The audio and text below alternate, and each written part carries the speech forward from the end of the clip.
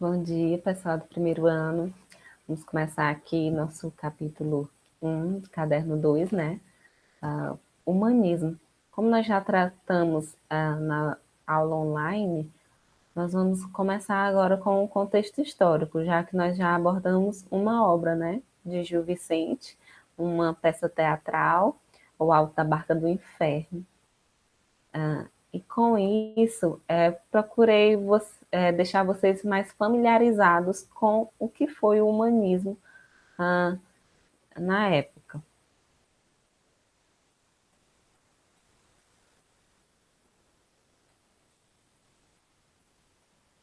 Embora.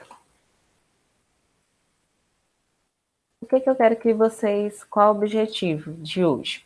É que vocês possam relacionar a produção artística do humanismo com as transformações ocorridas na Europa nesse período de transição entre a Idade Média e a Era Moderna. Também reconhecer as principais características da historiografia de Fernão Lopes, da poesia palaciana e do teatro de Gil Vicente. Nós vamos também conhecer as obras mais significativas produzidas por autores mais relevantes do período. Esse humanismo em Portugal, a principal característica é justamente como o nome já fala, a valorização do ser humano. Entra aí em contradição com o trovadorismo, que valorizava Deus no centro, né? Então, o teocentrismo versus o antropocentrismo, o homem no centro do universo. Há a ênfase do antropocentrismo. Nós vamos ver os 3 gêneros mais explorados pelo humanismo em Portugal, que é a crônica histórica, a poesia palaciana, que é essa poesia produzida nos palácios pelos nobres, né, retratando aí o cotidiano da corte, e o teatro cômico moralizante vicentino, de Gil Vicente. São esses 3 gêneros mais explorados pelo humanismo. Surge aí também a burguesia ao invés do feudalismo, né? Dos senhores feudais. A cavalaria é deixada de lado e surge aí a marinha. Por quê? Porque o humanismo em Portugal ele teve início com a nomeação de Fernão Lopes como guarda-mor da Torre do Tombo. Essa Torre do Tombo funcionava como uma espécie de biblioteca. Lá eram recitadas as poesias, lá era retratada, porque Fernão Lopes foi contratado para recitar a poesia para os reis, né? Então, tudo isso aconteceu no momento em que o país também vivia uma série de mudanças que foi causada justamente por essa transformação da mentalidade, por novas formas de expressão artística. Tudo isso passou, com isso, né, Portugal passou a ter um papel fundamental no período conhecido como as Grandes Navegações. Vocês já devem ter estudado na disciplina de História, em que esses navegadores procuravam os novos caminhos, né, novas formas de descobertas de riquezas. Então, explorando esses novos territórios, eles adquiriam novas fontes de renda e ajudava também a fortalecer o poder da própria corte lusitana.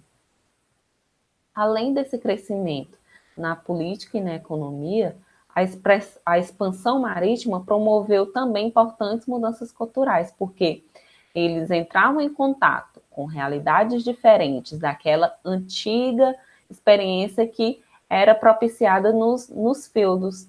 Então, tudo isso propiciou outras formas de compreensão da realidade, outra forma de enxergar a realidade, não mais presa àquela sociedade feudal. Tem aí uma obra de Jean Wavre, em que Dom João I ele foi o primeiro da dinastia de Aves, fundamental para navegações portuguesas. Tem aí retratado seu casamento com Filipa de Lancaster, justamente no século XV. Voltando a falar de Fernão Lopes, com suas crônicas. Ele era cronista da realeza, né? Porque ele se destacou por sua produção historiográfica, que ainda hoje é utilizada como fonte de estudo para compreender como funcionava a sociedade em Portugal no século XIV e XV, né? Ele era dotado de grande prestígio, o que levou ele a se tornar um cronista mor do reino português. Esse cronista tinha o papel, né, era responsável por relatar a vida de reis portugueses ao longo de diferentes épocas, daí a sua importância para a história. Ele é considerado o pai da história em Portugal porque ele era autor de crônicas históricas. Ainda hoje, essas crônicas são utilizadas como importantes documentos da vida do país. Voltando para outro gênero, a poesia palaciana, nós temos as principais formas poéticas dessas poesias. Temos o bilancete, que é um mote de 2 a 3 versos, seguidos de voltas formando a glosa. Calma, professor, o que é mote? Mote é justamente o final do último verso. O último verso vai rimar com o sexto ou com o sétimo. Então, seguindo essas voltas, né, que são as estrofes, formam a glosa. A cantiga, que é um mote de 4 ou 5 versos e uma única volta, né, de 8 a 10, de uma única estrofe. A esparsa, que é geralmente única estrofe, com 8 a 16 versos em redondilha maior, que são esses versos compostos de 7 sílabas poéticas. A trova, que é composta de 2 ou mais estrofes. Partindo para o outro gênero, nós temos o teatro de Gil Vicente. Né? Pelo riso corrigem-se os costumes. Como ele tinha bastante prestígio junto às diferentes gerações de monarcas, ele não poupava das suas críticas nenhuma das classes sociais. Então, ele apresentava suas peças para os monarcas, satirizando desde setores populares até os nobres, os membros da igreja, os escudeiros, os membros do judiciário, ou seja, ninguém escapava das sátiras de Gil Vicente, né? Por isso, ele queria corrigir os costumes da época. Procurava evidenciar a decadência moral em sociedade, em que a moral estava se perdendo, né? Ele imprimia em suas peças um tom maniqueísta, a fim de querer distinguir, né, o bem do mal, diferenciar o bem do mal e condenar os vários comportamentos negativos que ele via na sociedade, né, através da sátira, né, ridicularizando essas atitudes negativas. Gil Vicente produziu autos e faças, como eu falei para vocês, né? O teatro religioso, assim como o teatro profano também. Vamos diferenciar aqui os autos das faces. Os autos, eles são peças breves, né, de tema religioso ou também profano, vinculadas a mistérios e moralidades.